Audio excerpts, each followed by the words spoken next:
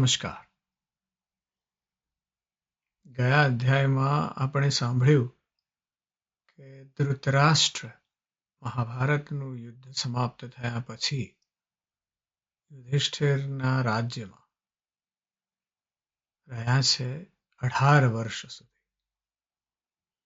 અને ત્યારે ભીમે એમને બહુ જ સંભળાવ્યું છે. વાકબાણો ખૂબ બધા સંભળાવ્યા છે. ધૃતરાષ્ટ્રની અંદર એ મોહ રહી ગયો છે. જીજીવિષા છે, જીવનનો મોહ છે, બીજા બધા પ્રકારના મોહ છે. એની વાત આપણે સાંભળી. પણ યુધિષ્ઠિરની કરુણાની પણ આપણે વાત સાંભળી.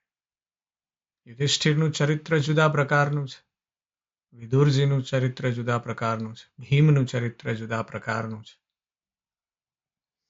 અને આ બધા ચરિત્રોની વાત કરતા કરતા આપણે સાંભળ્યું કે ધૃતરાષ્ટ્રએ કહ્યું કે હવે મારે વનમાં જવું છે. અને એમની સાથે ગાંધારી અને કુંતી પણ ચાલ્યા છે. વિદુરજી પણ ગયા છે.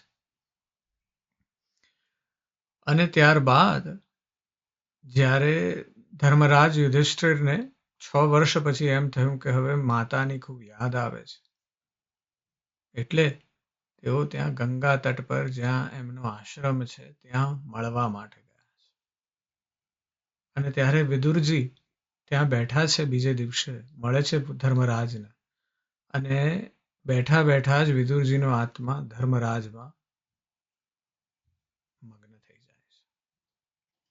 અને એ રીતે વિદુરજી ચાલ્યા જાય છે આ નશ્વર દેહ છોડીને. એ પછીની જે વાત છે એ આપણે હવે કરવી છે. આ ઘટના પૂરી થઈ છે અને હવે પાંડવો પાછા આવી ગયા છે. આજના અધ્યાયમાં આપણે એ મહાભારત પછીની જે વાત છે, જ્યાં યદુકુળના નાશની વાત છે, પરીક્ષિતની વાત છે, એ કરવી છે. જ્યાંથી ખરેખર ભાગવત પુરાણ, જેને આપણે વિષ્ણુ પુરાણ પણ કહીએ છીએ, એની શરૂઆત થાય છે.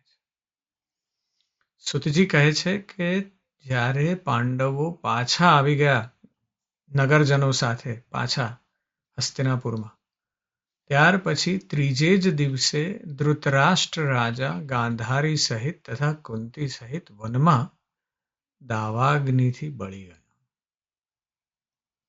અને સંજય તો પ્રથમથી જ ધૃતરાષ્ટ્ર પાસેથી વિદાય લઈ અને તીર્થયાત્રા કરવા ચાલ્યા ગયા હતા. એટલે આ તરફ સંજય ચાલ્યા ગયા છે, વિદુરજીએ પણ નશ્વર દેહ છોડી દીધો છે. અને આ તરફ વનમાં લાગેલી આગમાં ધૃતરાષ્ટ્ર, ગાંધારી અને કુંતી પણ બળી ગયા છે. આ વાર્તા નારદજીના મુખથી યુધિષ્ઠિરના કાને પડતા તેઓ મહા દુઃખ પામ્યા. કૌરવોનો ક્ષય થયા પછી 36 વર્ષો સુધી પ્રભાસમાં સઘળા યાદવો વિપ્રશાપથી ક્ષય પામવા લાગ્યા. તે યાદવો મહાત્મા બળરામ અને કૃષ્ણના દેખતા જ મદ્યપાન કરી પરસ્પર લડી ક્ષય પામ્યા.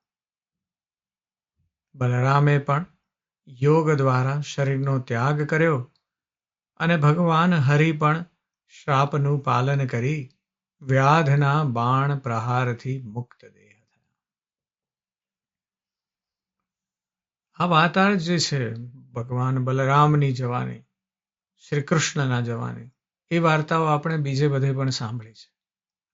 આજે આપણે થોડીક એક જુદી દ્રષ્ટિથી આ વાતને જોવાની છે.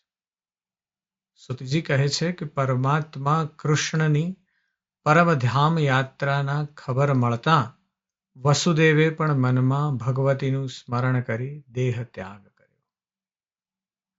તત્પશ્ચાત પ્રભાસમાં જઈને અર્જુન મહાશોક કરવા લાગ્યો ને યથા યોગ્ય સઘળા યાદવોના તેણે સંસ્કાર કર્યા. હરિભગવાનના દેહની છાયાને દેખી કાષ્ઠને એકઠા કરી 8 પટરાણીઓ સહિત તેમનો દેહ સંસ્કાર કર્યો. એટલે કે આ 8 પટરાણીઓ સતી થઈ. ત્યાર પછી અર્જુને દ્વારિકામાં આવી સઘળા પૂરજનોને બહાર કાઢ્યા ને તે વાસુદેવ ભગવાનની દ્વારિકાપુરીને સાગરમાં ડુબાડી દીધી. આજે પણ એના વિશેની ચર્ચાઓ ચાલે છે કે આ દ્વારિકા નગરી જે હતી કૃષ્ણની એ નીચે ડૂબી ગઈ છે.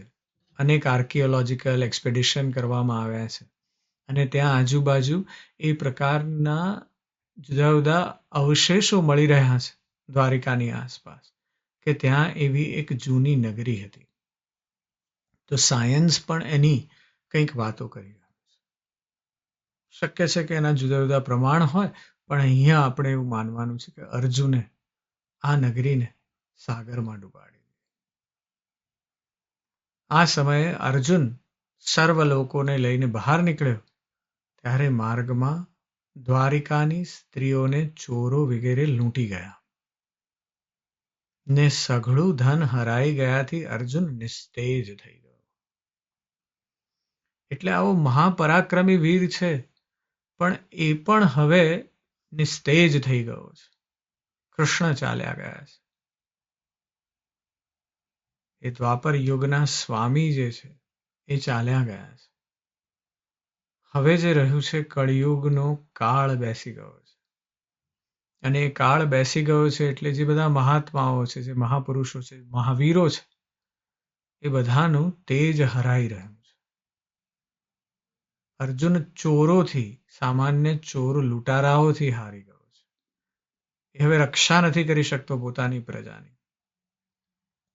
એટલે ઇન્દ્રપ્રસ્થમાં આવીને તે અર્જુને તે દ્વારિકાના પૂરવાસીઓને ત્યાં લાવ્યો અને વજ્રને આ રાજ આપ્યો કે જે વજ્ર અનિરુદ્ધના પુત્ર હતા.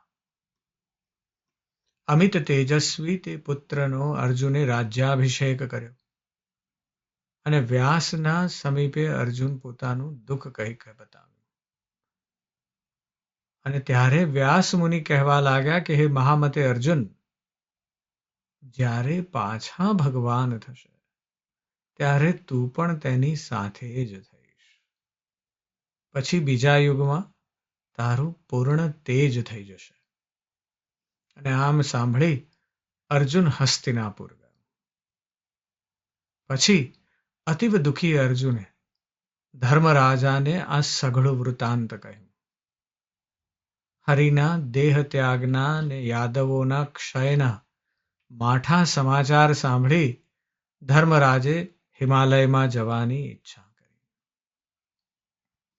યુધિષ્ઠિરને ખ્યાલ આવવા માંડ્યો છે કે આજુબાજુનું જે આખું જગત છે એ બધું ધીમે ધીમે આટોપાઈ રહ્યું છે. બધું મળી રહ્યું છે, વિલીન થઈ રહ્યું છે પરમાત્મા. અને એટલે યુધિષ્ઠિરે પોતાના ભાઈઓ સાથે વાત કરી કે હવે હિમાલયમાં આપણો પણ જવાનો સમય આવી ગયો છે. અને 36 વર્ષના ઉત્તરા પુત્ર પરીક્ષિતને રાજ્યમાં સ્થાપન કરી દ્રૌપદી ને ભ્રાતાઓને સાથે લઈને ધર્મરાજ વનમાં ગયા. આમ એ ભ્રાતાઓએ 36 વર્ષ હસ્તિનાપુરનું રાજ્ય કર્યું. તેઓએ 6 વનમાં જઈ અને હિમાલયમાં દેહ ત્યાગ કર્યો. અને એ કથા પણ આપણે ઉત્તર મહાભારતમાં સાંભળેલી છે. હમણાં જ એવું બન્યું કે થોડા વખત પહેલા, આ 2-3 મહિના પહેલા ચંદ્રતાલ હિમાલયમાં જવાનું થયું. બહુ જ અદ્ભુત જગ્યા છે. જવાનો રસ્તો ખાસો કઠિન છે. મનાલીથી તમે જાઓ ત્યાં તો અરાઉન્ડ 60 કિલોમીટરનો રસ્તો છે, જે હજી કાચો રસ્તો છે અને સ્પીતિ વેલીમાં. અને એટલે જવાનું ખાસું એવું અઘરું છે, પણ જવાનું થયું ત્યાં. અને અદ્ભુત જગ્યા છે ચંદ્રતાલ. ચંદ્રતાલમાં ખૂબ બધા યુવાનોએ દેહ ત્યાગ કર્યો છે, કારણ કે આમ પાણી ખૂબ સરળ લાગે છે પણ ખૂબ ઠંડુ છે, ગ્લેશિયલ વોટર છે અને તરત જ ઊંડું થઈ જાય છે.